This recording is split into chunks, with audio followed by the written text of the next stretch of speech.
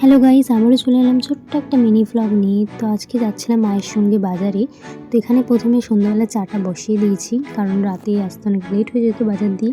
তো এখানে আমি রেডিও হয়ে গেছি, তো চলো যাওয়া যাক। তো এখানে চাটা খেয়ে বেরিয়েও পড়েছি। তো এমনি যাচ্ছিলাম বাজার করতে, কিছু সবজি কেনার জন্য নর্মাল।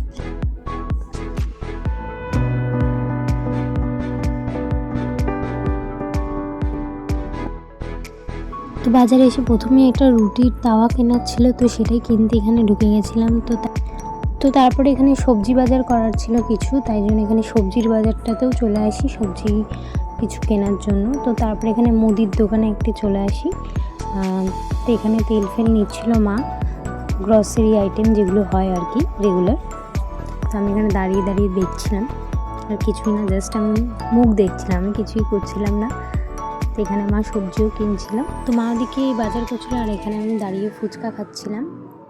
তো তারপরে চলে যাই আমরা মাংস কিনতে মাংসের দোকানে। তো এখানে সব বাজার ফাজার করার পরে এখানে বাড়ি যাওয়ার পথে এখানে একটু রোলের দোকানে চলে আসি। তো বাজারে আসলে তো রোল চাউমিন এগুলো বাড়ির জন্য নিয়ে যাওয়াই হয়। তো এখানে বসেছিলাম,